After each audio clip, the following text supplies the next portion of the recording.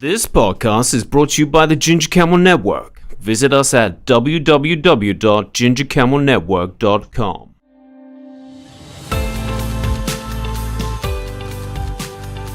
Hello, everyone, and welcome to another episode of Doha podcast. Today, I have two very special guests with me, and I've met them both at this feminism debate that I was part of, and both of them were part of, and we had a great conversation. So I'm really excited to have them on the show. So we have the Argentinian ambassador, Mr. Carlos Hernandez. Did I say that right? Perfect. Okay, and his wife, Miss Noela Romero. Yes. It's always difficult to say names on the show. Yes, you suffer with Hutan, so we saw this. Yeah. Thanks. Welcome to both of you. Thank you very much. Thank you for the invitation. Thank you for having us here. It's my pleasure. And thank you for having me also, because usually it's the ambassador and I'm the plus one. Yeah, but I think you have an amazing personality, and that's what I wanted to come out on the show. So yeah.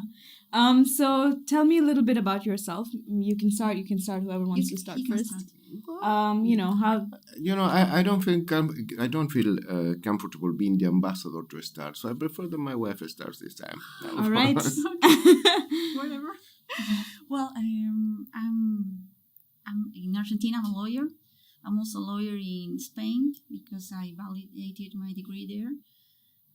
When we were in Austria, actually, we met 11 years ago. I still look young, but I'm not that young.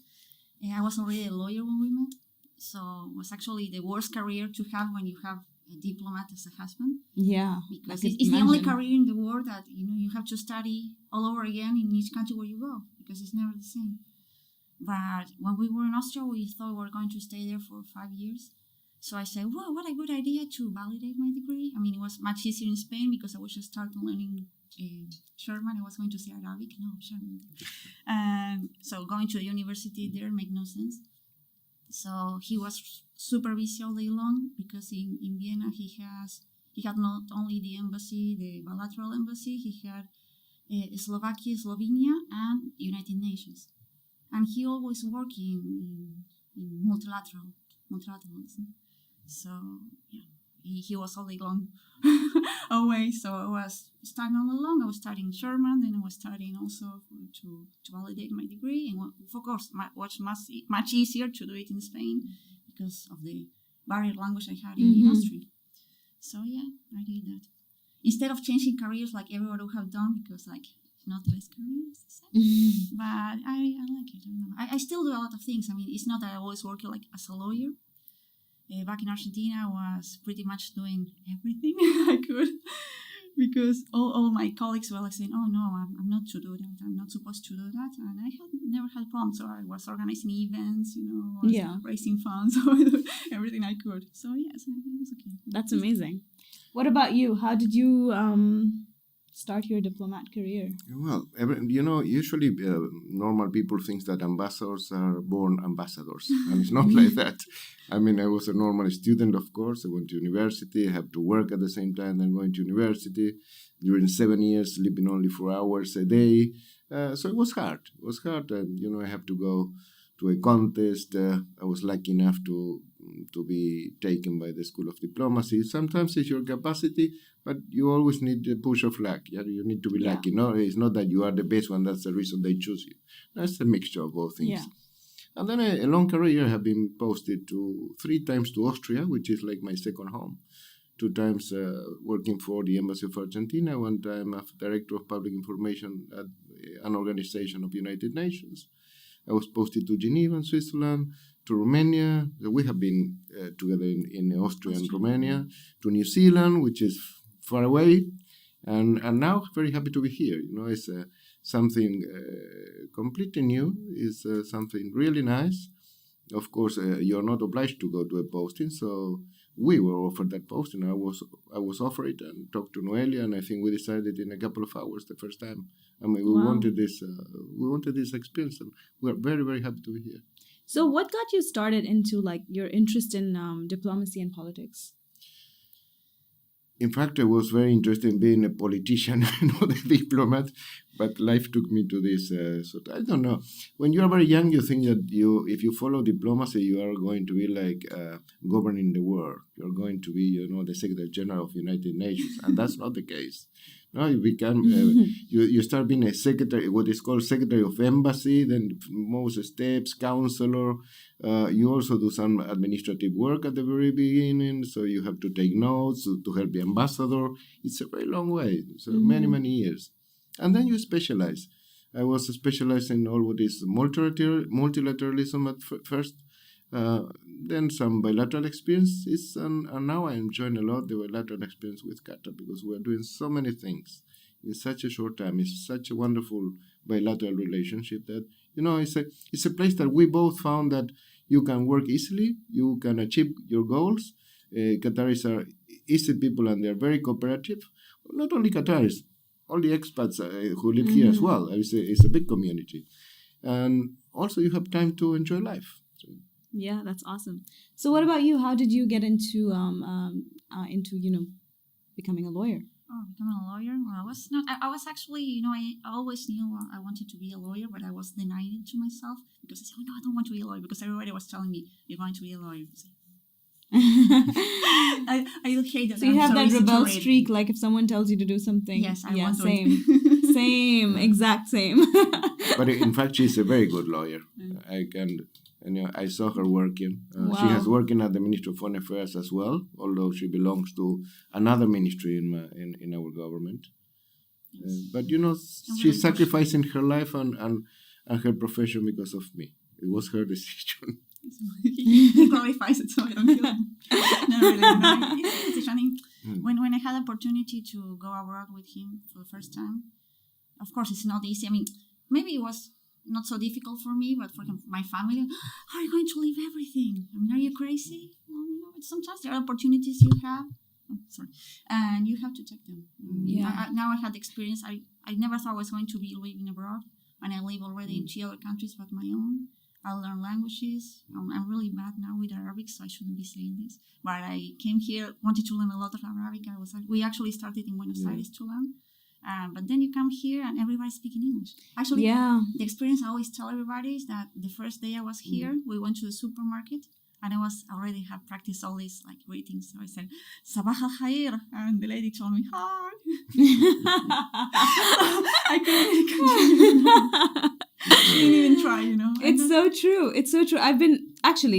I was born in India, but then I moved to Dubai and when I was 4. And then I've been living in the Gulf ever since.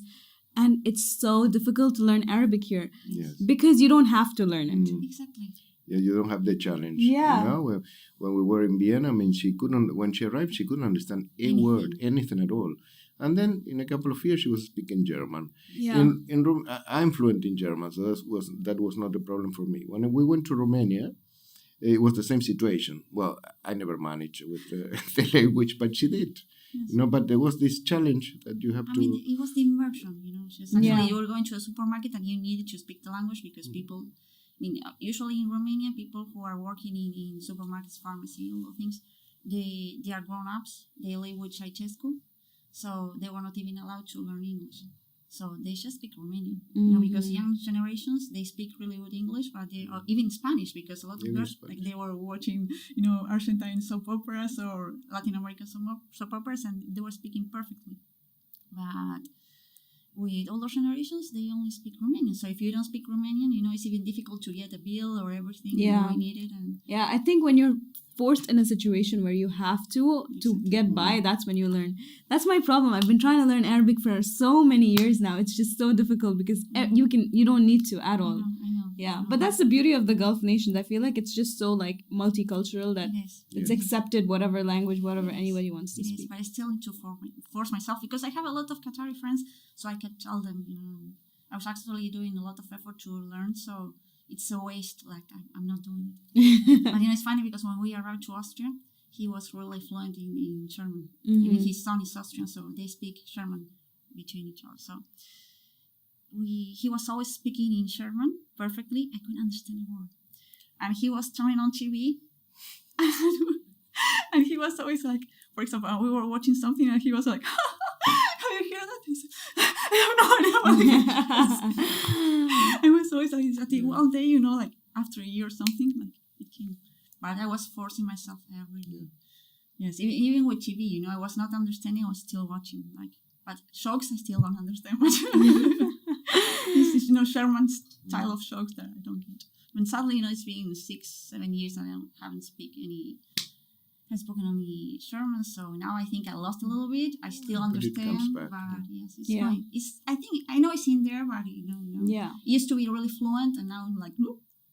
Yes, and with Arabic, I think we really wanted to be immersed in the language, and she did it. She went to Fanara, then she did her homework, and I really wanted to do the same, but I was immersed, in an amazing amount of work, and it wasn't possible. I didn't have the time.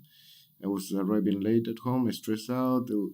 Just a couple of months after I arrived, we have the visit of His Highness the Emir to my country, so it was a non-stop. And after the visit, you have to implement all the things that have been agreed there.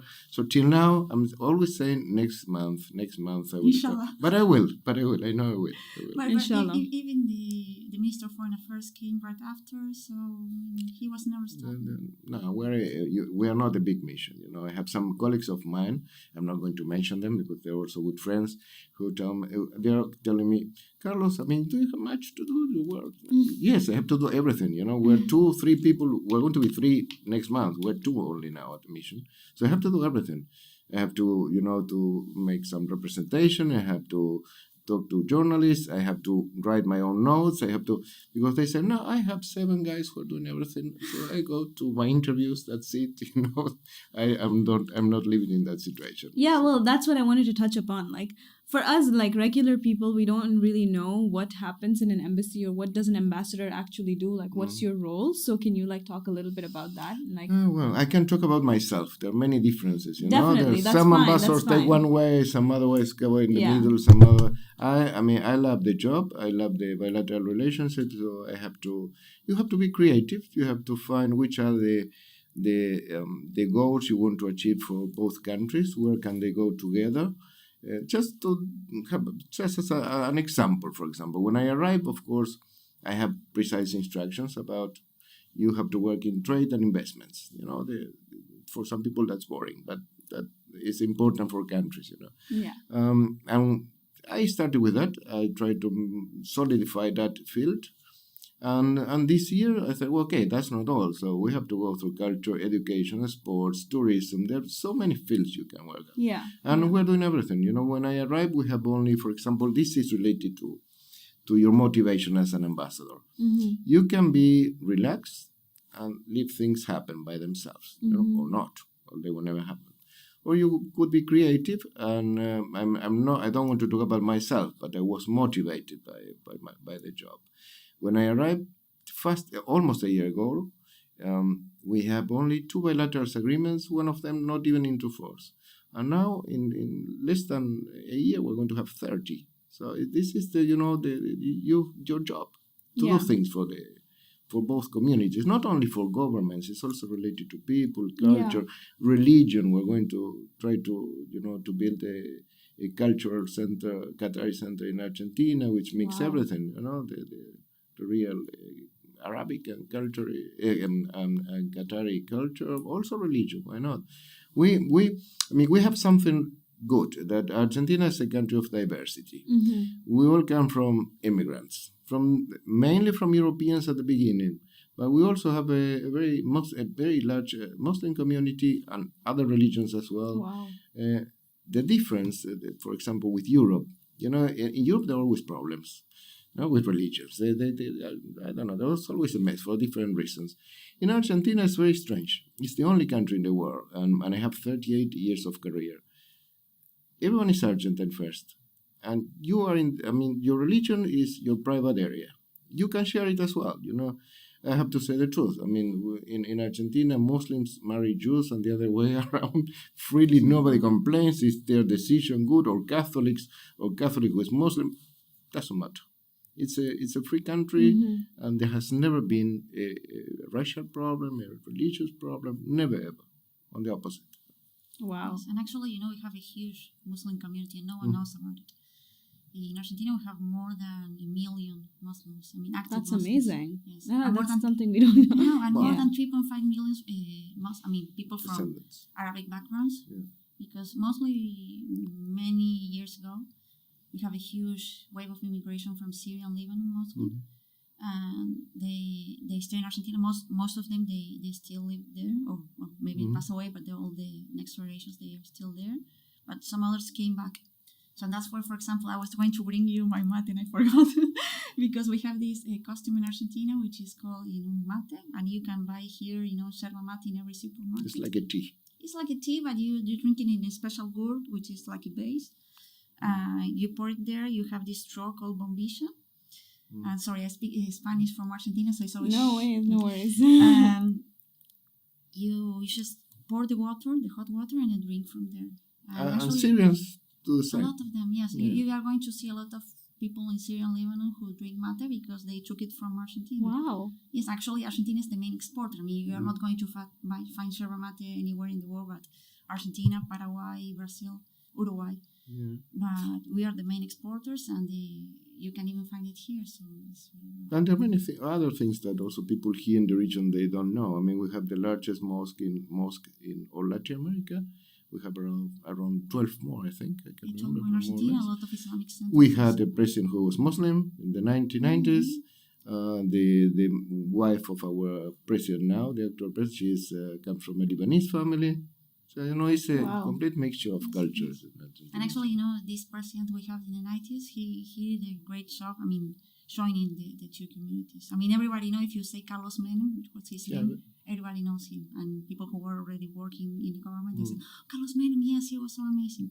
But actually, he struggled a lot because before him, our constitution used to say that you couldn't become president if you were not Catholic. So he had to resign, he had to become Catholic. He was still, of course, Muslim, but he said, okay, I'm going to baptize. And he did that just to change things. He became president, and when he became president, he changed the constitution. And now anyone, doesn't matter the religions, they can become Wow. president. So That's it's amazing amazing. what he did. Yes. That's Really incredible. amazing. Yeah. Yes. You guys have sold me on going to Argentina now. So, he said that, you have had to sacrifice your career to move with him to wherever you're going. So how is that challenging, and how do you still transition and keep doing the things that you enjoy doing even in Qatar? What have you been doing? Well, for at the beginning it was difficult, but not because I had to give up my career, but mostly because I had really important positions right before coming here. And the change for me, here she comes, to think, that's his wife, Yeah, the ambassador's wife. Yeah. So that was the most shocking part. But it's just it has to be. I think it has to do with ego more than any other thing. But it doesn't matter because I learned all the experience of living abroad, knowing about new cultures, knowing about people, learning about how the world is learning languages. It's an experience I didn't have growing up. I never left Argentina until I was, I think, 22. And the first time I traveled abroad was because of my work. And then I started traveling, so it was a new world for me. My family, my sister did, but my parents, they never left Argentina. I think my father was because of his work. But it's not that if they had the opportunity to go on holidays, they will go anywhere but in Argentina, It's really typical in Argentina. A lot of people, they don't want to go anywhere because they are happy there. They have everything they want. And it happens in a lot of places. Yeah, in a lot of countries. A similar culture. They just go around their own. Exactly. Yeah, Yes, definitely. They don't even want to visit us, So what have you been doing right now, in Qatar? Here? Well, I trying to help as much as I could. At the embassy mostly. Yeah. He has me working for free. I know you're handling their social media account and doing an amazing job at it. Yes, I have no idea, but you know what happened? When we were here only for a month, I saw in the newspaper, maybe 1 month. I wake up at 6 and the first thing I do is read the newspapers. I'm old generation. I'm old school in that. I don't get the news only from Instagram. It's just like I go to the newspapers. And so I read. Mostly I try to read the 3 ones that are in English. I mean, they're not in paper, but you can find them online. They're there. I read the newspapers. So I remember when I saw that this Doha Women's Forum was going to take place. So we got in touch with Concon, her. Yes. And she invited me to go there. I sent her my CV and she said, "Oh, you should being a speaker also." "Oh, thank you." And I did the closing remarks. Well, I didn't have a good experience there because I want to talk about this, but not because of her, because of these comments. I mean, people, they didn't know who I was, and they assumed I was just there because I was the ambassador's wife. I never clarified because I thought it was not important to me. Yeah. But that day, I remember I don't have social media on my own. Nothing. Never. Not even Facebook, not even Twitter, not even Instagram. I don't have anything. I did help in my previous work in Argentina to manage some, but not the social media, but most the press and all those things. But you have to see those things. I mean, if they're private accounts, unless you're not following, you won't. But otherwise, you can see everything that's going on. And when I was there, I was sitting there, and I remember everyone was at the same. Instead of listening what was going on, they were all with the cell phones and posting and doing it. I said, "What's going on here?" It was the first time I had that experience. Never had happened before. Because in all the years where I was working, people were so professional, So you cannot show yourself doing that at the same time that you're attending Listening. a meeting or Yeah, something. interesting. That sounds surprising to me. Really, I know. But it was what's going on here? Are they listening? And I remember this. Sheikha Asma Al-Thani was there, and she was the main speaker. And she told us all the struggles she had when she went to the North Pole. And she was asking herself, "What I'm doing here? I don't need this. Why I put myself in this situation?" I mean, her experience was amazing, what she told. And she was saying, "I never felt so cold in my life." So it was so inspiring, so good. And at the same time, this lady who was 2 meters away from me, she said, "Oh, is it so cold here? Can you please do something?" I said, "Come on, are you listening?" She was in the North Pole and she was freezing. And you say it's so cold here. I mean, it has some empathy. But still, that happened.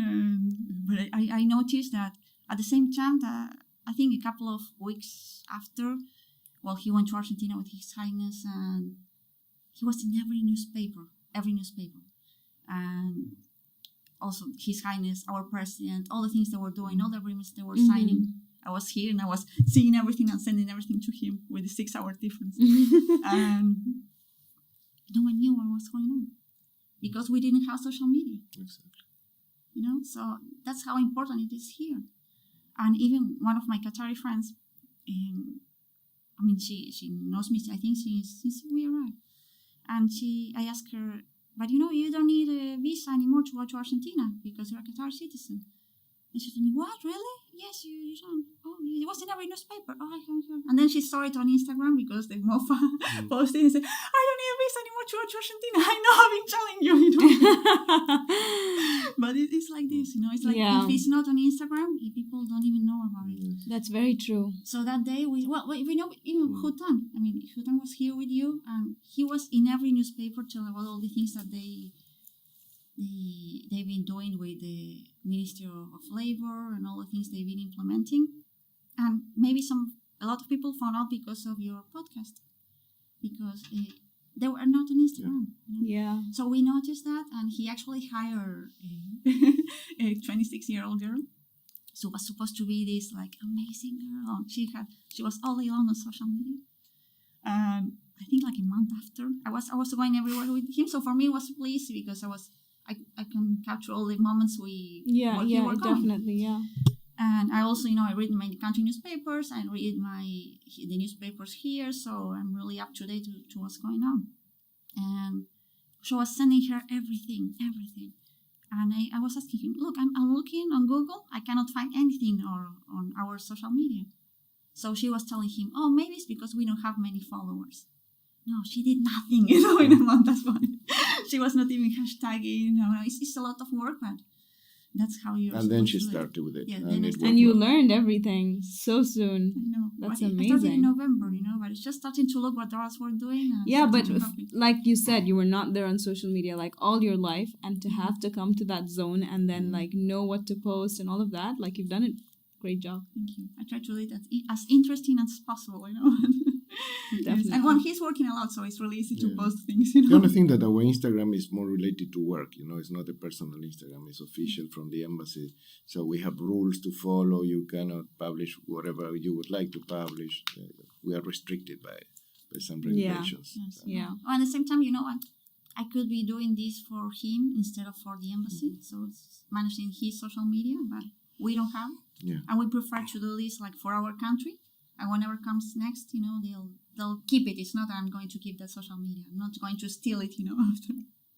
But it's a very good source of communication, because now, for example, we have in Argentina an influencer who I think he made contact with us through Instagram because he realized it was a good It's idea. very true. Yeah. And now he went there to promote tourism. He's right now in Yeah, I think it's been a while since like we just look up whoever we want to contact on Instagram rather than look up their number on Google or whatever. Even if it's a company, you just like prefer to text them on Instagram. It's true, And it's so bad because it's like it talks about our communication skills. Like it's really bad that we don't want to pick up a phone and call someone and talk to them.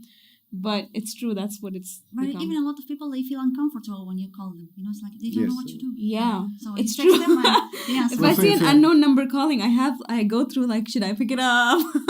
This is work. I have to. And then you have to, yeah. Yeah. I mean, things are changing a lot. I mean, with new generations. Definitely. It was something funny that happens recently. We were trying to move from where we live. We were offered a very nice place with a wonderful view, and people offering that place were more or less my age, which means older than Noelia, and they were telling me, "Look, you have an amazing view. Can you imagine yourself waking up, having a coffee, opening the newspaper?" Yes, I still open the newspaper, but I don't. she opens the cell phone. She reads everything before me. There's no paper any longer. Yeah. Just, Yeah. And he recently signed an agreement with this Qatari company for recycling paper, so we are not using paper. All right. Okay. So let's talk about your interest in women empowerment. Both of you. You were invited, and you were also invited to the forum that I was part of, and like you were part of the debate. I was part of the debate, and then you gave your opening remarks. So where does that interest come from?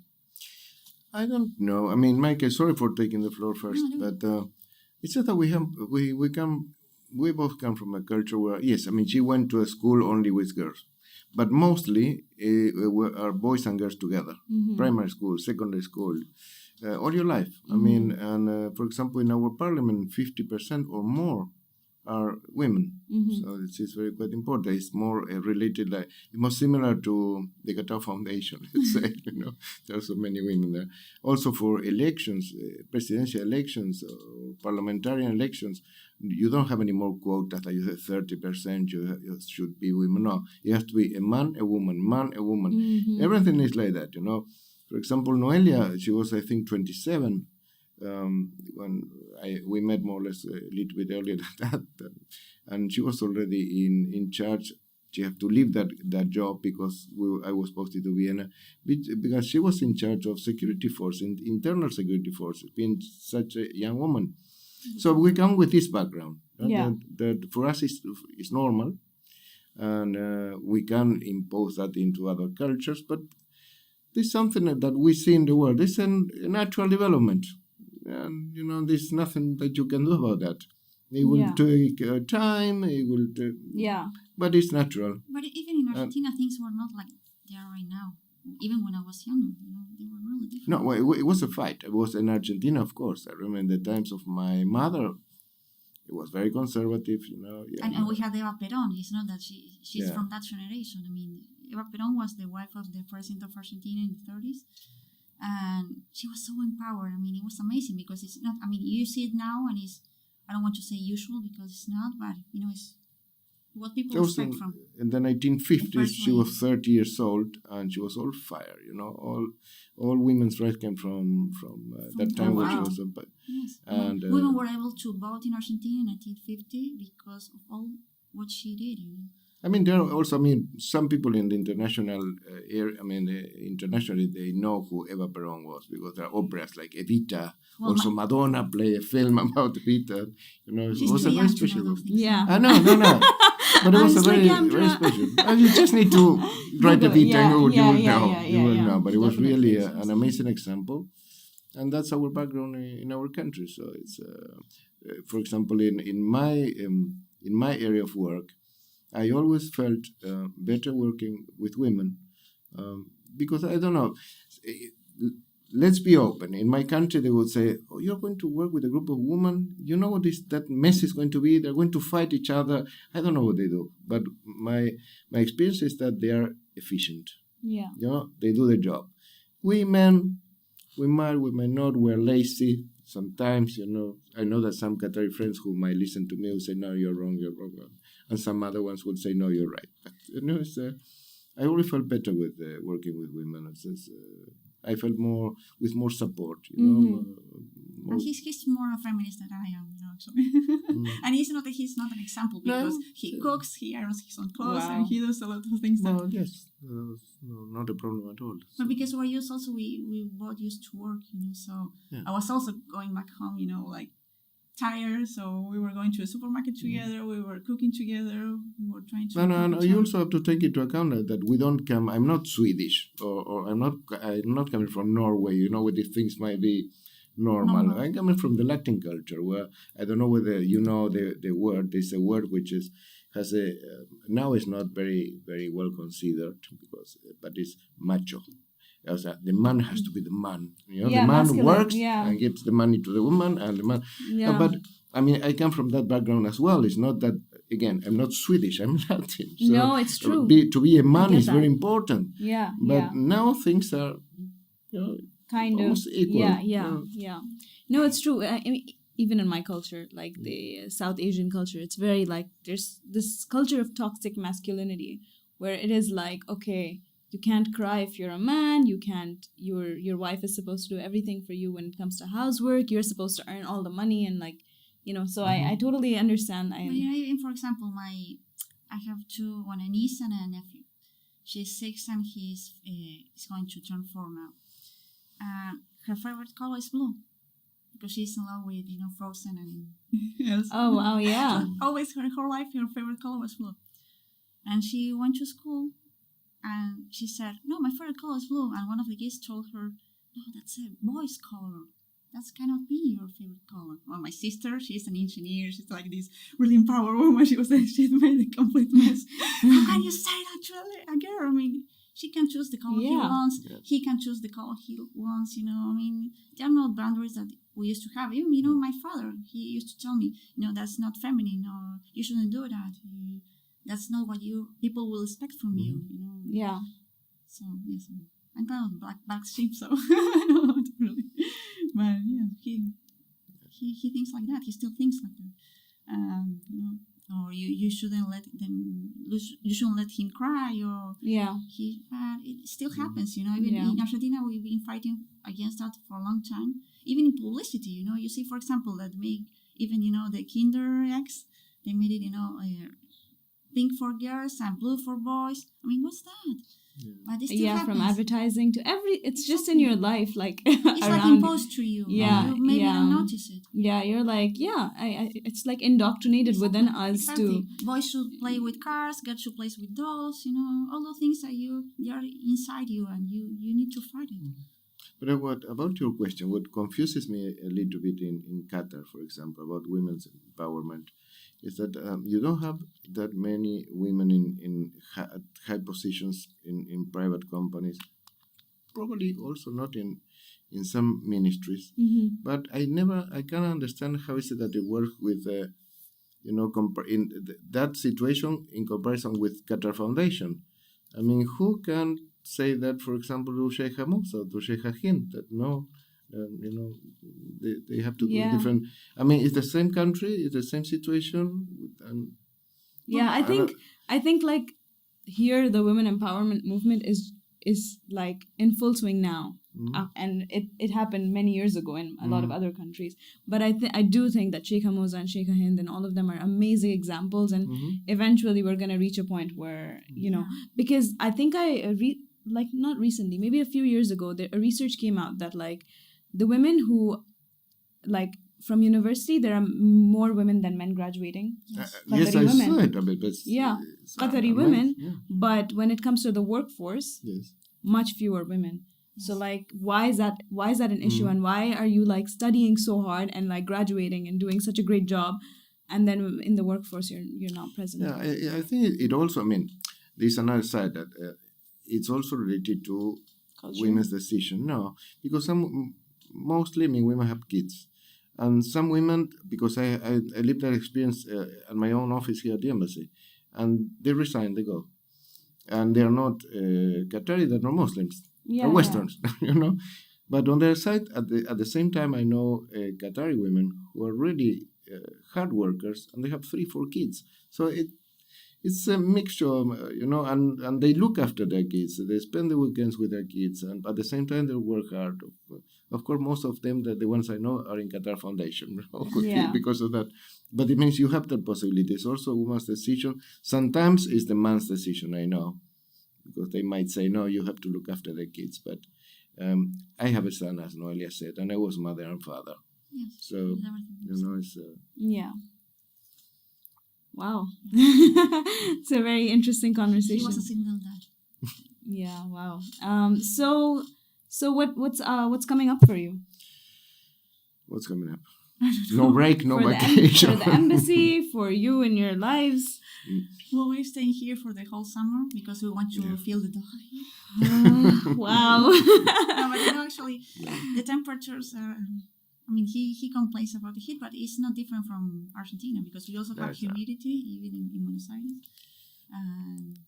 The problem is that I lived most of my life in cold countries. With the snow, I love snow.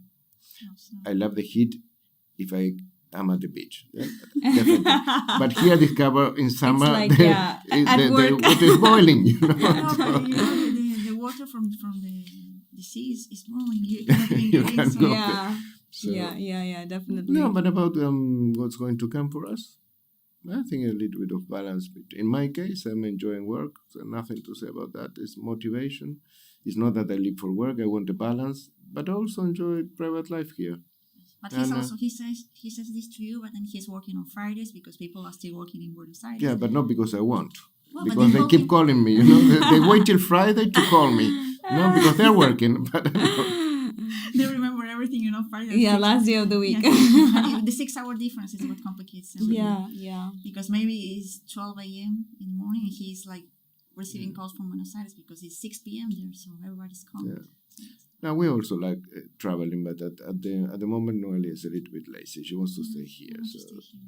In the summer, nobody has ever said that about Qatar, but okay. I'm strange. Don't worry. I'm changing that. Yeah, she feels calm. It's good. I'm enjoying myself. So it's not an issue. It's not an issue. I don't want to travel just because holiday time. Yeah. And also now because of the blockade and this sort of unjustified things, I hope they're going to finish soon. In fact, because it's not good for anyone. Yeah. For anyone. Definitely. And it's bad for everyone. Although it's a little bit better for Qatar, probably. But when you go to leave the country, you want to leave the country and to fly somewhere, it takes already too long because of the blockade. Oh yeah. It's more expensive. It's too long. Also to Argentina, we have been trying to get the direct flight to Buenos Aires, and because His Highness the Emir wanted that, and we too. I talked to Mr. Albacar because now you can fly to Argentina from here with a stopover of only an hour in Brazil. But to land, to take off again. Oh yeah, it's not. Yeah, it's not the best feeling. You don't like the plane, but still, it was, and there are many hours. And the thing is, there is a possibility to have a direct flight, no doubt. But as long as you have the blockade, the plane will have to have a stop for refueling. So we have to wait till everything finishes, and then we will have a direct flight, and we will have Argentines here for the World Cup. We will have Qataris in Argentina because there are many Qataris who go, but not large numbers. But they know where to go. Also, members of His Highness the Emir's family goes very often. Very often. Wow. Legend. Because they're lost there, you know. Yeah, no. I'm very surprised. I shouldn't say anything, but I know that they enjoy being in Argentina, and they enjoy their freedom. They have a break from their official life. Yeah, that's amazing. It's so big, you know, that no one recognizes you. It's a large country, you know. It's Yeah. not like here that you go into the streets and everybody knows you. You go to Yeah. a supermarket Oh, and yeah. I mean, in Argentina you can be lost in the middle of nowhere, also in the city. Actually, that's an That's issue true. because I go to a supermarket, like, you know, jogging, it's like, like always a disaster. And always someone saying, "Hi, Your Excellency." I was like, oh my God. It's true. It's so true. You cannot go So out I need here. to make up, you know, like dress like a proper person, you know, like, proper person. to go to the supermarket. Yeah. Well, thank you so much for joining us on the Thank you. show. It Thank was you. a pleasure having you. Please come back if you have any other future updates or if you have any topics that you'd like to talk to us about. Thank you very much. Thank you Thanks for to you. inviting us. We enjoyed it. Yeah, I'm sure our listeners will enjoy it too. Thank you guys for listening. I hope you have a great week and see you next week. Bye-bye.